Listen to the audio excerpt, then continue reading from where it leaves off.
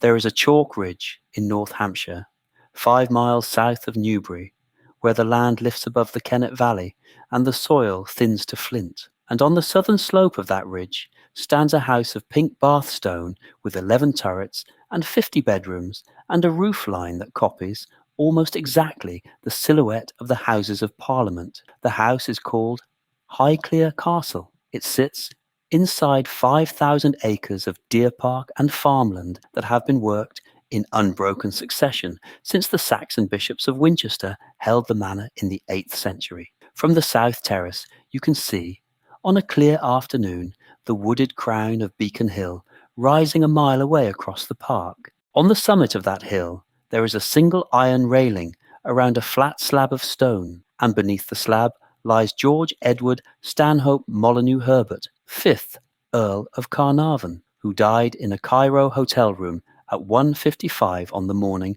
of the 5th of April 1923 of blood poisoning from a mosquito bite he had opened with a razor while shaving. At the moment the Earl stopped breathing, every electric light in Cairo went out for several minutes, and in the bedroom corridor at Highclere, the Earl's 3-legged fox terrier, Susie, sat up, howled once, and fell dead on the carpet. The story of Highclere is the story of how an English country house, paid for largely by an unmarried Rothschild banker who fathered the wrong child by the wrong woman, became the most photographed estate in Britain, and how the man who built its golden age died with a black scab on his cheek in a country he had loved more than his own, and how his widow, who had been worth a fortune of £500,000 on the day she was married at 20, ended her life in 1969 in a small flat in Bristol with nothing left except a name. The bishops of Winchester held the manor of Highclere from the time of King Egbert.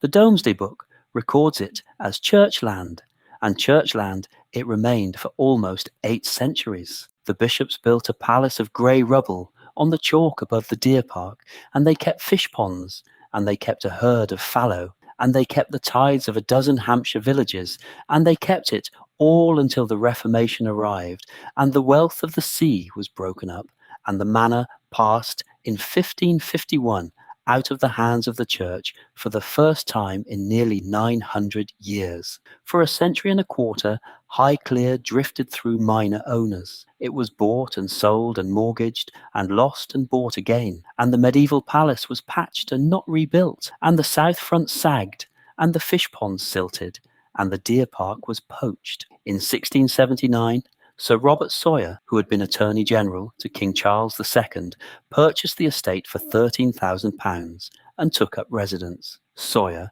had grown rich prosecuting Whigs. He was the man who tried Algernon Sidney, and he was the man who tried Titus Oates, and he was the man whose career ended when he refused, finally, to prosecute the 7 bishops in 1688. He died at Highclere in 1692. And his only daughter, Margaret, carried the estate by marriage into the Herbert family. The Herberts were a junior branch of the Pembroke line. They had blood that ran back to Tudor courtiers and to Welsh marcher lords and to half the bedchambers of the Stuart court. And from the moment they took possession of Highclere in 1692, they did not let go. They became, in 1793, the Earls of Carnarvon. They have held the manor for 334 years without interruption. 8 earls have lived on the chalk ridge above the Kennet, and the present holder, George Reginald Oliver Molyneux Herbert, the 8th Earl, was born in 1956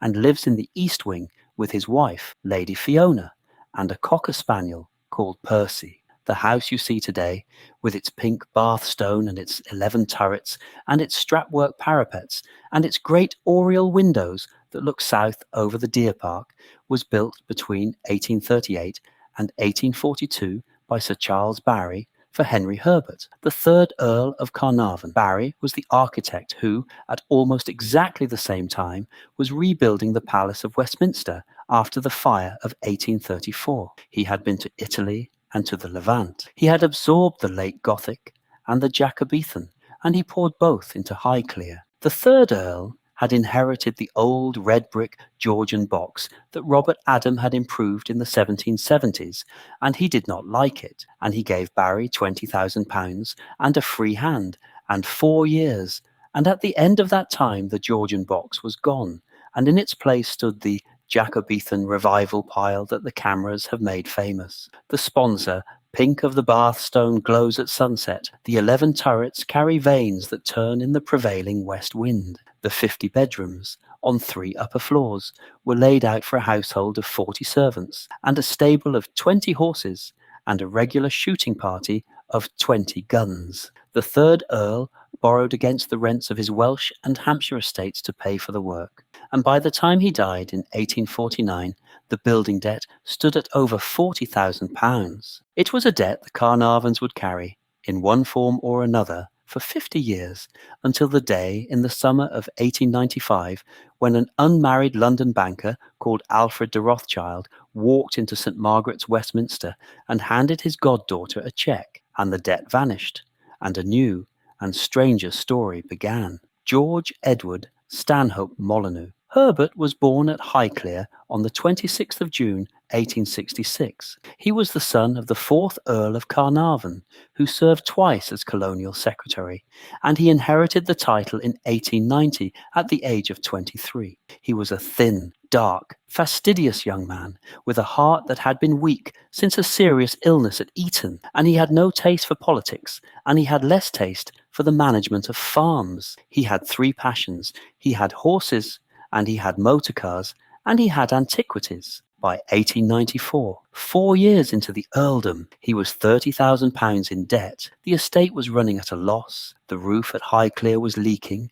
The strapwork parapets were crumbling, and the family solicitor advised quietly that an advantageous marriage was the only remaining course. The Carnarvon name was old.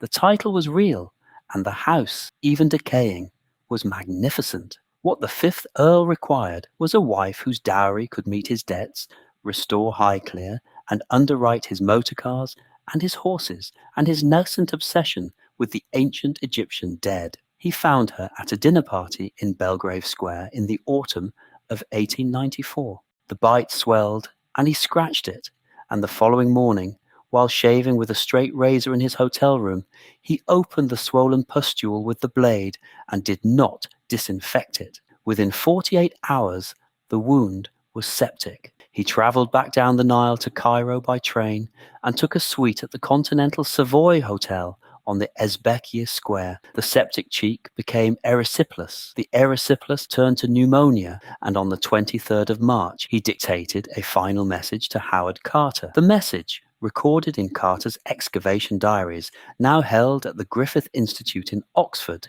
read, "I am sorry I shall not see you well at this work." He lingered for 13 days. Almina, who had received the telegram in London, chartered an aircraft, flew to Marseille, took a steamer to Alexandria, and reached his bedside on the 30th of March. Their son, Henry Herbert, called Porchy, the future 6th Earl, arrived the day before his father died, at 1:55 on the morning of the 5th of April, 1923, in a hotel suite overlooking the gardens of the Ezbekieh, with Almina holding his hand.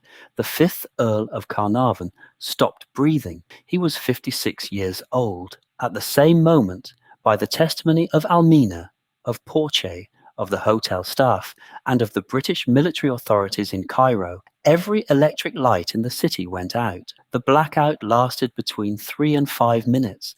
The Cairo Electricity Company, when questioned afterwards, could give no explanation. At Highclere, 2,500 miles away, in the corridor outside the late Earl's bedroom, his fox terrier, Susie, had been sleeping at the foot of the door. According to the testimony of the head butler, Robert Streatfeild, and of the undernurse who was with the children, Susie sat up at almost exactly 2 o'clock in the morning London time, which was 4 o'clock Cairo time, howled once, walked 3 paces, and collapsed dead on the carpet. The dog was buried in the rose garden the same afternoon. The British press, when these coincidences became public, had a name ready for them. They called it the Curse of the Pharaoh. Howard Carter's diary for the 5th of April, 1923, contains a single sentence, written in pencil in his small upright hand, that has since been published in facsimile by the Griffith Institute at Oxford. The sentence reads, "Lord C.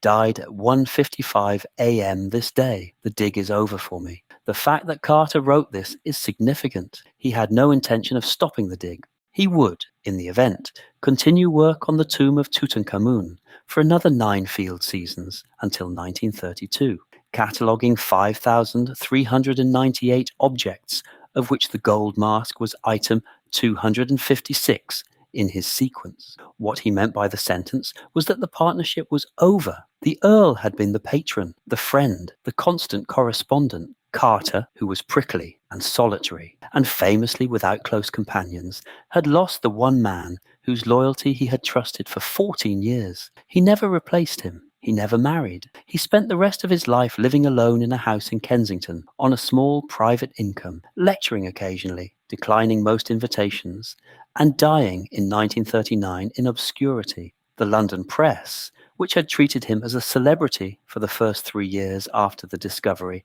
had largely forgotten him by his death. There were 9 mourners at his funeral. The curse had been waiting. On the 6th of March, 1923, 4 weeks before the Earl's death, the novelist Marie Corelli had published an open letter in the New York World, the largest circulation newspaper in America. Corelli was the most read English novelist of the late Victorian and Edwardian period. She had a private fortune of £500,000 and a private theology that mixed Christianity, ancient Egyptian religion, and her own conviction that she was the reincarnation of Shakespeare. In the letter, written after she had read of Carter's discovery in the London papers, she said this, that I cannot but think some risk is run by such persons who, in defiance of all warnings, enter a sealed tomb. She cited a phrase she said she had found in an Arabic translation of an ancient text, that death shall come on swift wings to whoever toucheth the tomb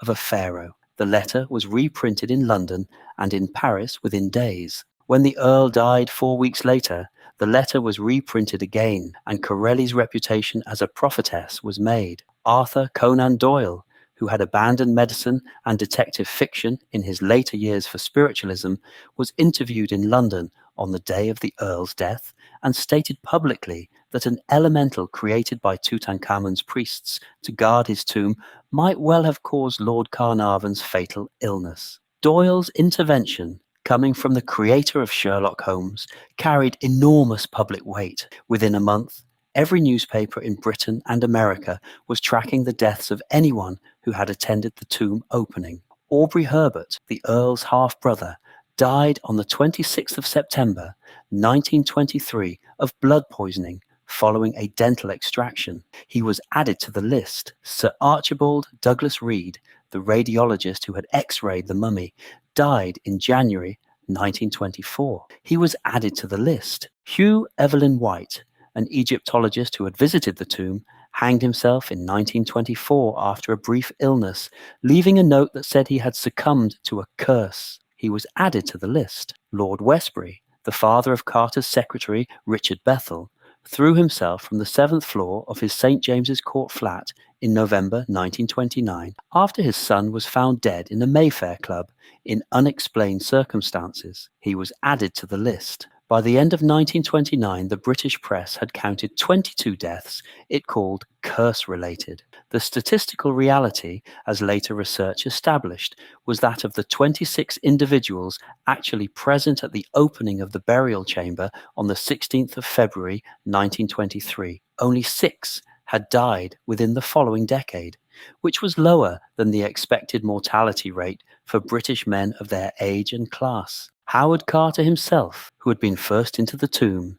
and who had handled every object inside it, lived for another 16 years and died of lymphoma in 1939, in his bed in Kensington, aged 64. The curse was a story. It was a magnificent story, and it sold newspapers for a decade and a half, and it kept Highclere in the British imagination long after the 5th Earl was buried on the summit of Beacon Hill. But it was a story. There was another story, quieter, that Almina lived through in the months after the Earl's death. The funeral was held at Highclere on the 30th of April, 1923. The Earl had asked in his will to be buried not in the family vault under the chapel, but on the summit of Beacon Hill, the Iron Age fort that rises a mile south of the house, and which had been his favourite place to walk. The grave was dug into the chalk. Inside the Bronze Age ramparts, a flat slab of Hampshire sarsen was laid over the coffin. An iron railing was set around it. No name was carved on the slab. The bare stone, deliberately, was meant to say nothing. From the south terrace at Highclere, on a clear afternoon, you can see the iron railing on Beacon Hill as a small, dark line against the sky. Almina, who was 47 on the day of the funeral, did not stay long at Highclere afterwards. She returned to London. She had inherited, on her father, Alfred de Rothschild's death in 1918, the residue of his fortune, which was substantial. She had her Seymour Place townhouse, she had her annuity, she had her late husband's enormous Egyptian collection, which was kept in the cellars at Highclere and at her London house. She also had death duties. The Earl's estate, with the Egyptian objects valued for probate purposes at over £200,000, was assessed for inheritance tax at a rate that, even after the dowry settlements, threatened to take the estate into receivership. In 1924, Almina sold the entire Carnarvon Egyptian collection, with the exception of a small number of objects retained at Highclere, to the Metropolitan Museum of Art in New York for £146,000. The collection forms, to this day, a substantial portion of the Met's 18th dynasty holdings. The sale paid the death duties. It also, by a margin Almina did not advertise, paid for her second wedding.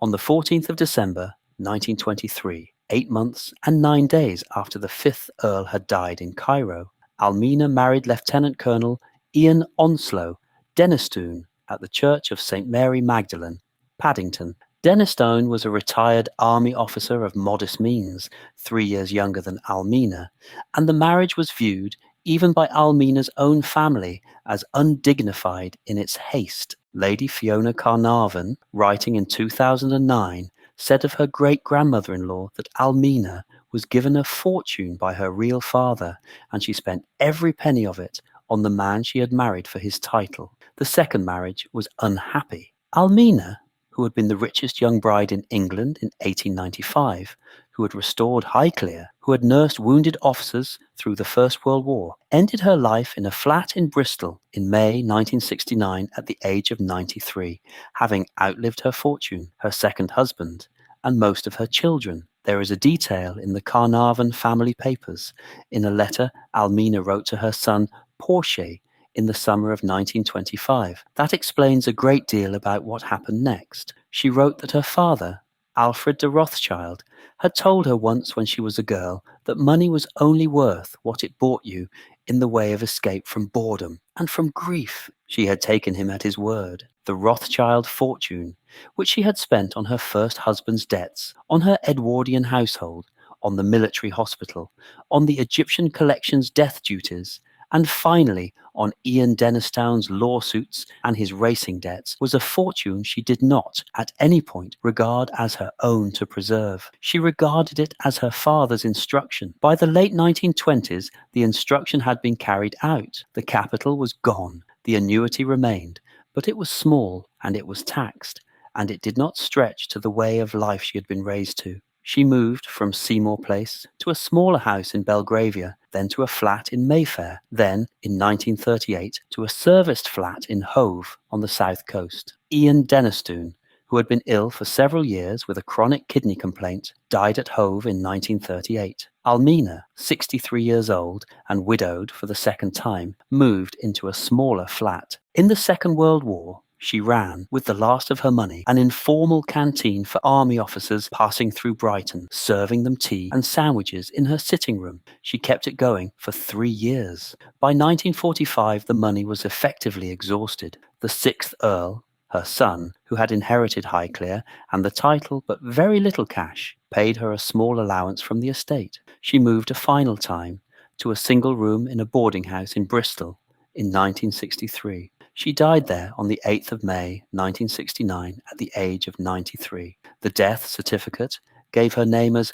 Almina Victoria Maria Alexandra Denistone. The estate she left was valued for probate at £683, 11 shillings and 4 pence. She was buried at Tweseldown in Hampshire, beside Ian Denistone, in a grave whose stone bears no reference to the Carnarvon title she had held for 28 years. The grave is not on the National Trust map. Very few visitors know where it is. The First World War had remade her before her widowhood unmade her. In August 1914, 3 weeks after the declaration of war, Almina took the decision that defined her better than her marriage or her widowhood ever did. She wrote to the War Office, offering Highclere as a military hospital. The offer was accepted within a fortnight. By Christmas 1914, the staterooms on the ground floor of Highclere, including the saloon and the music room and the library, had been cleared of furniture and laid out with iron beds. The first patients, 30 wounded officers from the retreat from Mons,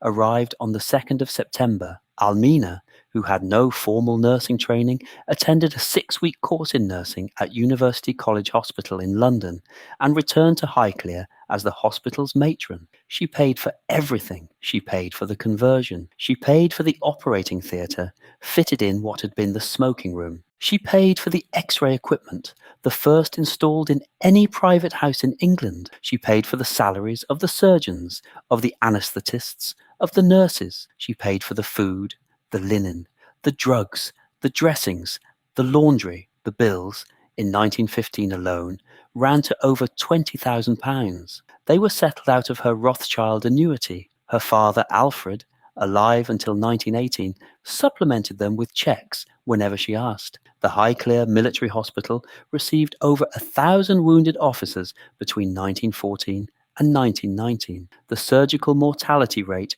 was under 3%, which was lower than that of any military hospital in Britain. Almina, personally supervised, by the testimony of her senior nurse Ethel Heatley, almost every operation performed in the house. She dressed wounds. She wrote to the mothers of the men who died. She sat with the dying. The Carnarvon family papers, preserved at Highclere, contain 1,000 letters of thanks from the families of the officers she nursed. When the hospital closed in 1919, Almina was awarded the Royal Red Cross First Class. She continued, with her own money, to run a private nursing home at Bryanston Square in London until 1927. The home took, free of charge, officers whose war injuries required long-term care. She was, by every contemporary account, a woman of relentless practical kindness. She was also, by the time the war ended, a woman whose Rothschild capital had been seriously depleted. The full restoration of Highclere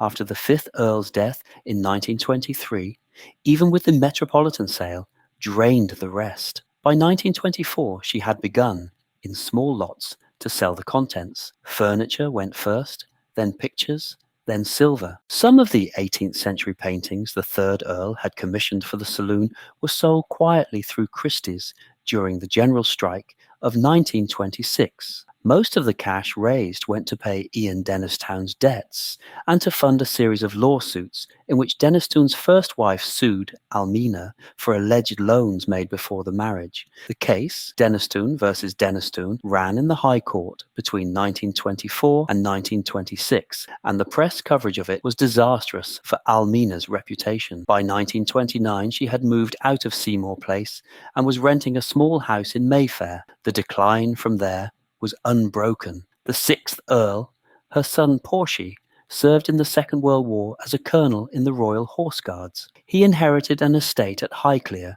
whose furniture was thin, whose roof was again leaking, and whose Egyptian collection was largely in New York. He married twice, divorced twice, and ran the racing stables. The 7th Earl, Henry George Reginald Molyneux Herbert, born 1924, became racing manager to Queen Elizabeth II in 1969. He was, by the testimony of every jockey and trainer who worked with him, a man of unfailing courtesy and exact judgment. The Queen, who loved him, telephoned Highclere weekly. He was knighted in 1969. He died at Highclere in September 2001, on the day the World Trade Center fell, of a heart attack at the age of 77. He left to his only son, George Reginald Oliver Molyneux Herbert, born 1956, an estate that was once again on the verge of insolvency. The sixth Earl, Portia Herbert, spent the years between his father's death in 1923 and the outbreak of the Second World War running the racing stables on the estate and managing a steadily contracting household. He had been at Eton when his father died, and he had been called to Cairo in the final week of the Earl's illness, and he had stood at his father's bedside in the continental Savoy at the moment the lights went out. The experience marked him. He was a courteous, slightly melancholy man, fond of horses and indifferent to politics, and he served in the Second World War as an officer in the Royal Horse Guards in North Africa, in some of the same country his father had loved. He returned to Highclere in 1945 to an estate that was solvent only because the entail had protected the core acres and the racing income covered the running costs. He sold a small painting most years to keep the roof in repair. The seventh Earl, his son Henry, inherited in 1987 and became in 1969 racing manager to the Queen. He was the first member of the Carnarvon family in 3 generations to be regarded by his social peers as a more public figure than his property. The seventh Earl rebuilt the racing stables on the estate, modernised the farm, and kept the house as a private residence with limited public access. He died at his desk at Highclere on the 11th of September 2001 of a heart attack. The 8th Earl, who had been working in London as a chartered accountant before his father's death, drove down to Highclere that evening to find a house, a park, a farm, a stable, a debt to the Inland Revenue, and a roof leak in the long gallery that had been masked for 30 years by buckets in the attic. The 8th Earl inherited Highclere in September 2001. The annual cost of maintenance of the house, the park, the farm, and the gardens stood at £4 million.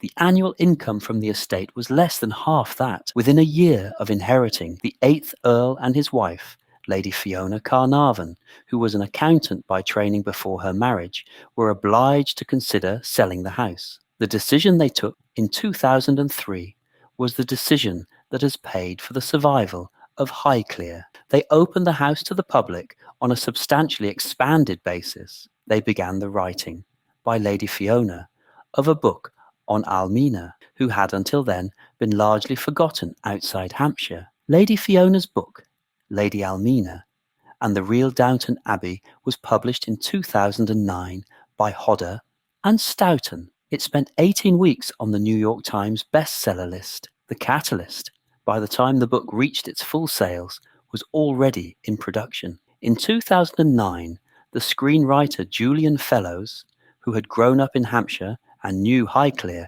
was looking for a location for his new ITV drama about an Edwardian country house. The scripts were called Downton Abbey. The 8th Earl and Countess agreed terms. Filming began at Highclere in March 2010. The series ran for 6 seasons between 2010 and 2015, with feature films released in 2019 and 2022, and a third in production for 2026. The royalties Highclere received from the production, supplemented by the visitor numbers the show generated, have funded the entire restoration of the house since 2010. Visitor numbers, which had been 20,000 a year before Downton, rose to 75,000 by 2015 and remain at that level. The Egyptian exhibition in the cellars, opened by Lady Fiona in 2007, displays the small portion of the 5th Earl's collection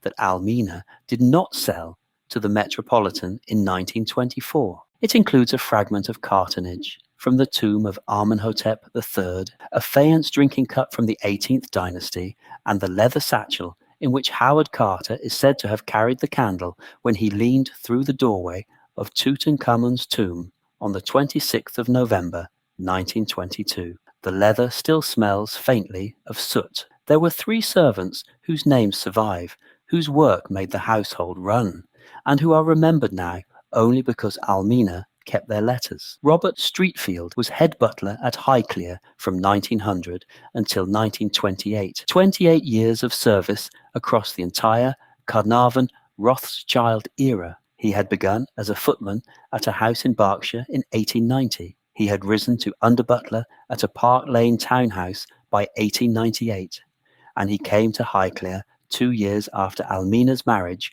on the recommendation of one of her Rothschild cousins. He served Almina through her marriage, through the building of her Egyptian-funded Edwardian household, through the war and the hospital, through the Earl's death in Cairo and the funeral on Beacon Hill, through the rapid second marriage and the slow decline. He is the man whose testimony, given to a press correspondent in April 1923, established the time of Susie the Fox Terrier's death and the moment of the Cairo blackout. Almina, who corresponded with him in letters still preserved in the Carnarvon archive, addressed him as my dear Streatfeild. He retired in 1928, aged 64, on a pension of £100 a year, and lived in a cottage at Burghclere village until his death in 1936. He never married. He left his entire savings, £312, to the Highclere parish church. Ethel Heatley was nurse in charge of the Highclere Military Hospital between 1914 and 1919. She was the daughter of a Newbury draper. She had qualified at St Bartholomew's Hospital in London in 1905, and she came to Highclere in September 1914 on Almina's personal request. She was 32 when she arrived, and 37 when the hospital closed. She supervised, by Almina's later account, every dressing change on every officer treated at Highclere during the war. When the hospital closed, Almina settled on her a private pension of £40 a year, paid from her Rothschild annuity, which Heatley received without interruption until Almina's own near bankruptcy in the late 1930s. Ethel Heatley returned to Newbury, took a small house on Cheap Street, nursed privately, and died there in May 1953 at the age of 71. Her obituary in the Newbury Weekly News referred to her, accurately, as Lady Carnarvon's right hand. Frederick Sapsford was head gardener at Highclere for 45 years, from 1882 to 1927. He had been born in a tied cottage on the Carnarvon estate at Bretby, in Derbyshire, in 1860, the son of a gardener, and he came to Highclere at the age of 22 on the personal selection of the 4th Earl. He maintained the formal terraces, the rose garden, the kitchen garden, the orangery, and the lower water garden through the agricultural depression of the 1890s, through the Edwardian rebuilding, through the war years when most of his undergardeners enlisted and most of the kitchen garden was given over to vegetables for the military hospital, and through the period of strain after the 5th Earl's death. He trained 19 apprentices, several of whom became head gardeners at other great houses. He retired in 1927, aged 67, on a pension paid from Almina's diminishing resources, and died at Burghclere in 1934. The rose garden where Susie the Fox Terrier was buried in April 1923, and which Sapsford continued to weed in his retirement until the last summer of his life, is still maintained today on the lines he laid down. The mosquito bite is the thing the eye keeps returning to. It is the small black mark on a thin, pale cheek of a 56-year-old man in a Cairo hotel room in the spring of 1923, and it is the centre of a story that runs from the bishopric of Winchester in the 8th century to a Netflix queue in 2026. The Earl had spent 15 years and a fraction of an unmarried banker's fortune looking for a tomb he believed contained one of the lost kings of the 18th dynasty. He had found it. He had stood in the antechamber. He had seen the gold. He had felt, by his own admission in a letter to Almina, written from Luxor in December 1922, that he had done at last the one thing his life had been built for. He had gone back to Highclere for Christmas. He had returned to Egypt in February. He had stood through the formal opening on the 16th of February 1923.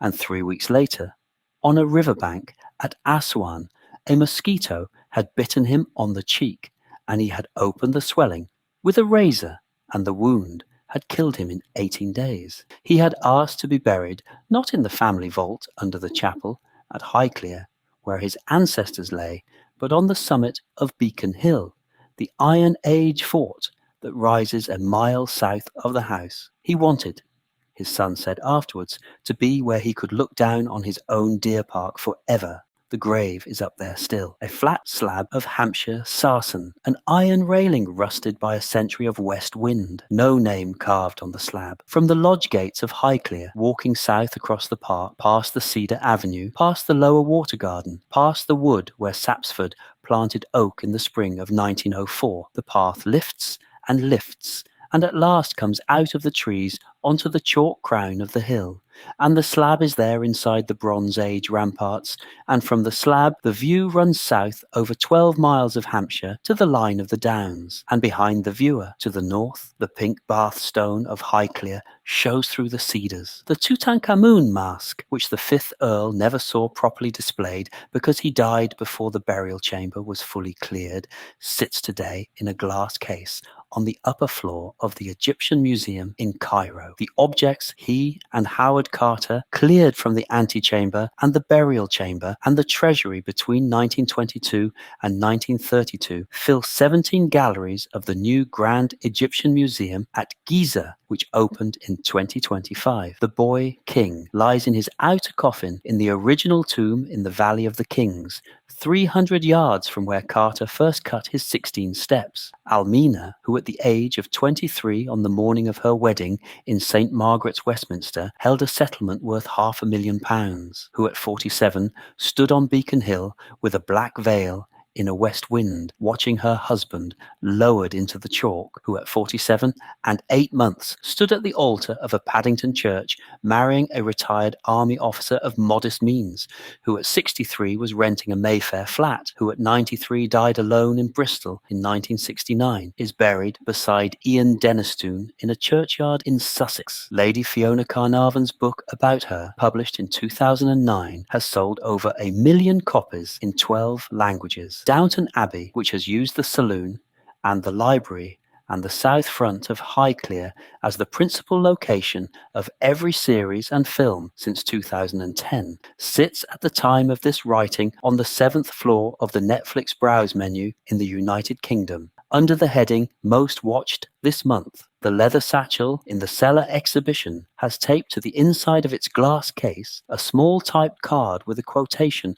from Howard Carter's notebook, dated the 26th of November, 1922. The quotation reads, "As my eyes grew accustomed to the light, details of the room within emerged slowly from the mist. Strange animals, statues, and gold, everywhere the glint of gold. The card has been in the case for 19 years. It is the only object in the Egyptian exhibition. The visitors photograph more than the cartonnage fragment from the tomb of Amenhotep III. The 8th Countess, Lady Fiona, has said in interviews that the popularity of the card is the part of the exhibition that surprised her most. She had expected the visitors to be drawn to the gold. They were drawn, instead, to the sentence describing the moment the gold was first seen. In a candle's light, in a hot, dark room, 3,000 years sealed, by a man from Norfolk who would die in a small house in Kensington 16 years later with 9 mourners at his funeral, and by a Hampshire Earl